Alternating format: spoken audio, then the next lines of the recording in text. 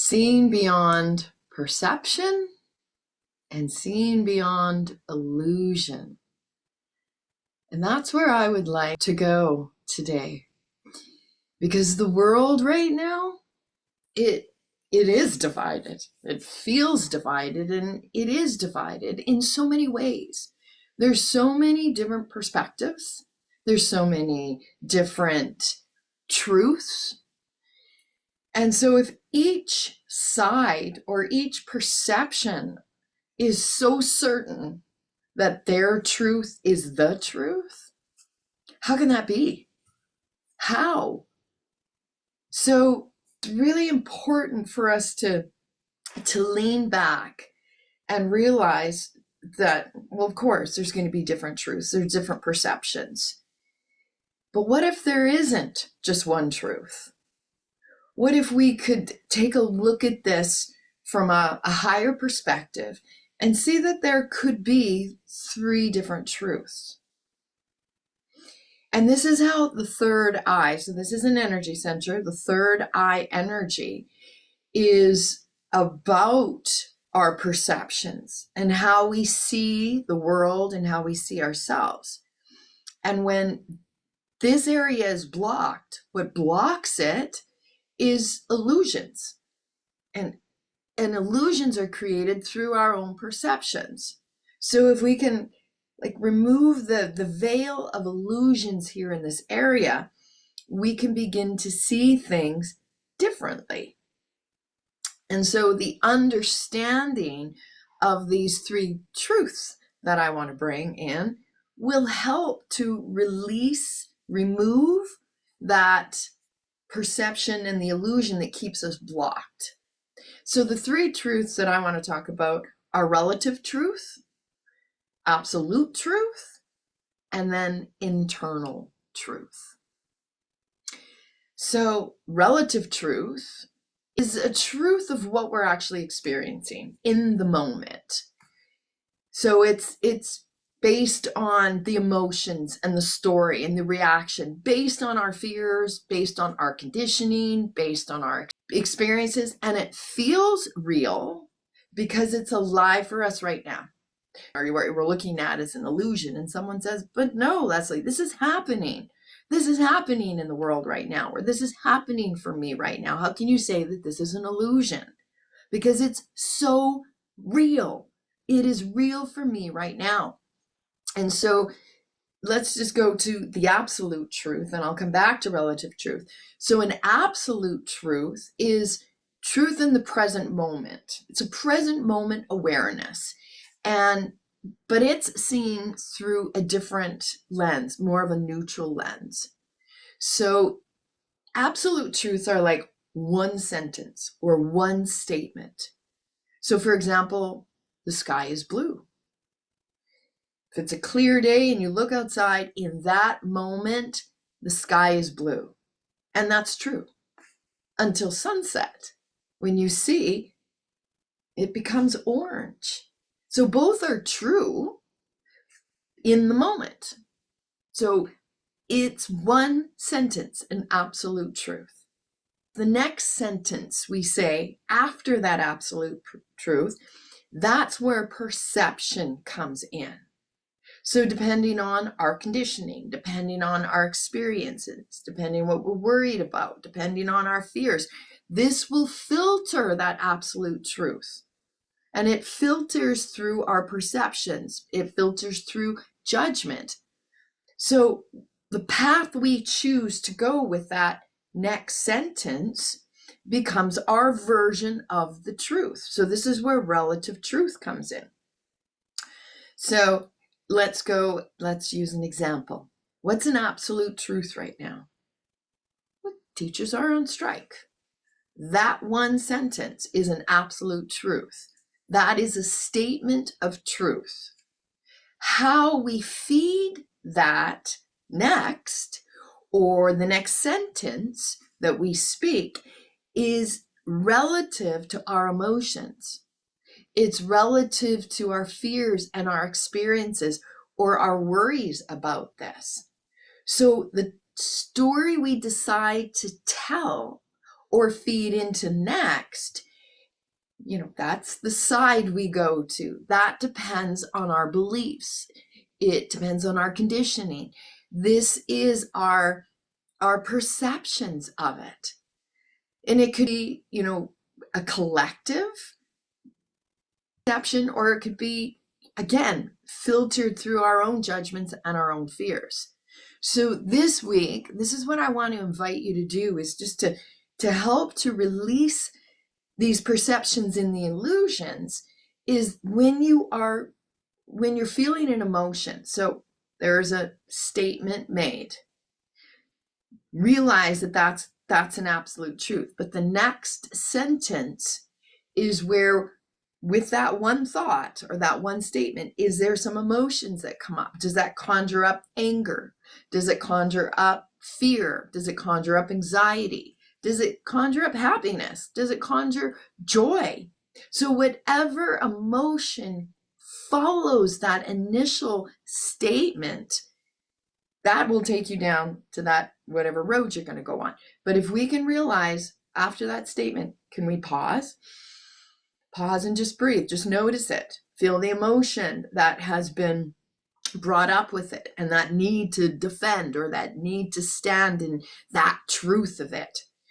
So we feel it as opposed to feed it with our fears or our whatever is coming next. Because what we feed, so if we feed the fear, that will grow. If we feed, our conditioning, whether it's collective or, it's just been, something we believe since we were young, we can get very, very stuck. And when we get stuck in that, being stuck in the weeds, you can't move. There's stubborn weeds of any story. So we will get stuck in that story because now we're feeding the emotion that comes up with it. So we've taken this absolute truth. We've then had an emotion that comes over and takes us over. And then we go down whatever path it is. And that becomes our truth. But it's relative to our fears. It's relative to the collective fear. So there's that moment when we realize, wherever I'm taking this initial absolute truth statement, that's now going to become my truth. Well, and there's nothing wrong with that being your truth. But as long as we realize, I got this hair, as long as we realize that we're feeding into a certain perception, that may be our truth, and it may be something that feels very true for us, but we're feeding into a certain perception of it. And that's what creates an illusion. That's why when somebody else has a different truth, you're like, what world do you live in? Well, they're living in their own world with their own fears and their own conditioning and their own perception. So yeah, they're living in a completely different illusion than you are.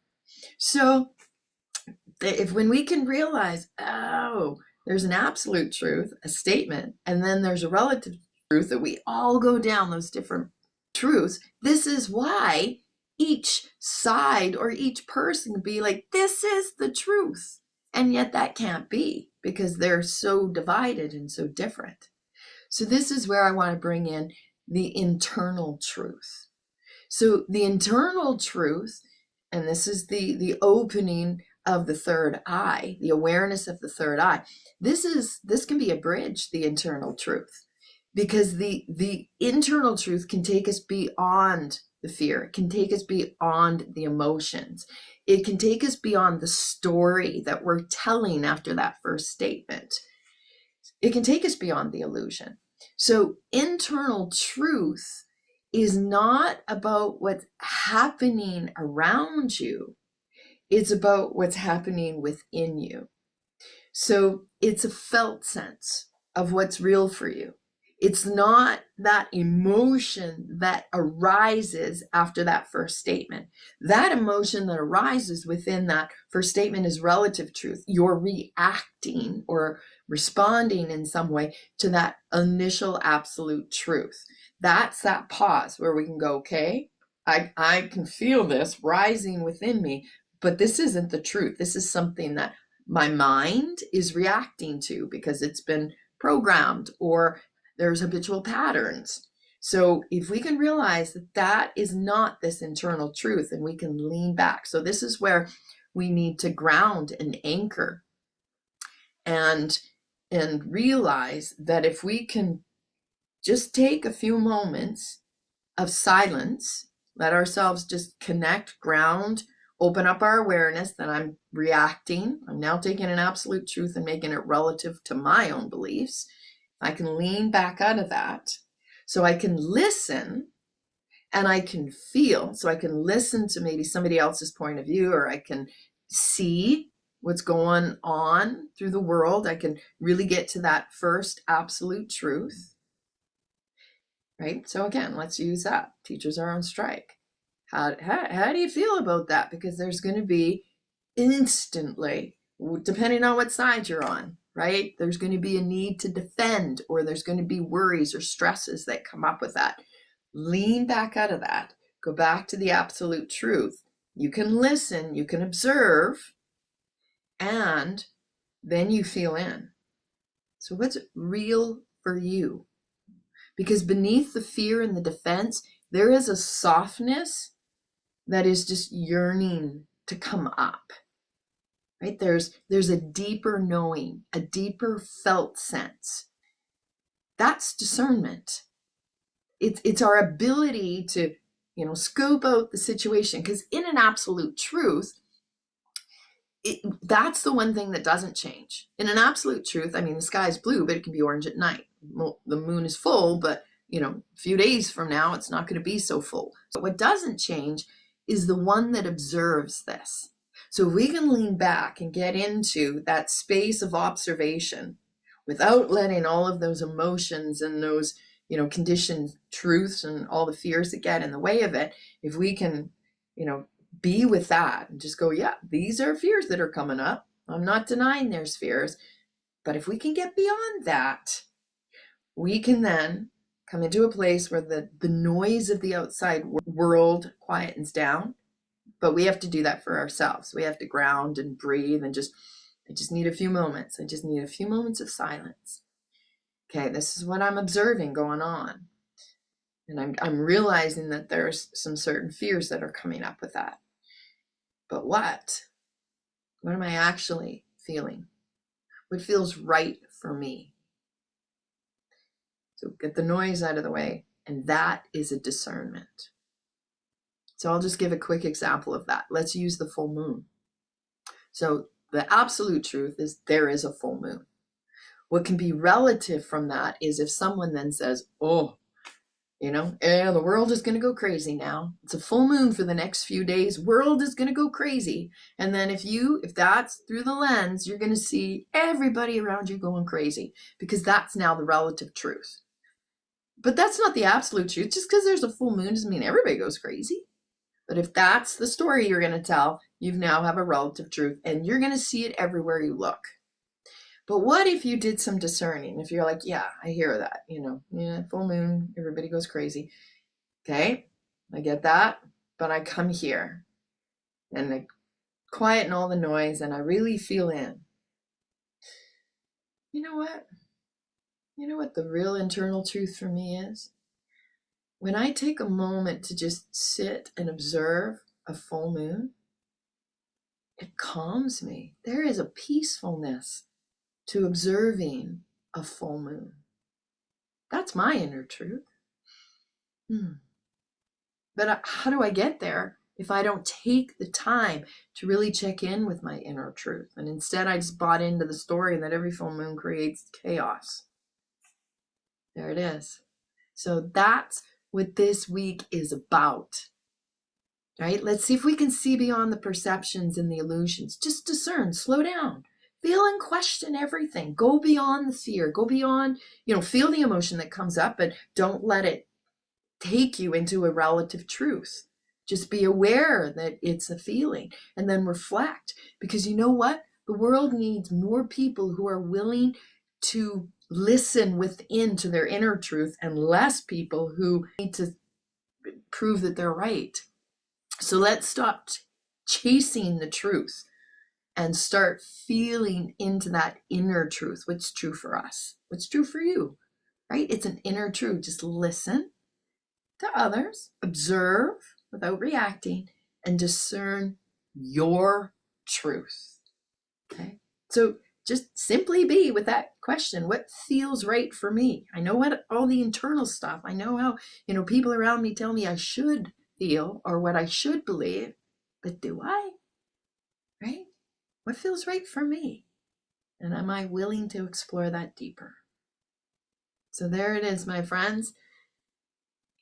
Discern this week. See if you can see beyond your own perception and illusion and go deeper. Feel into it, what feels right for you. Namaste.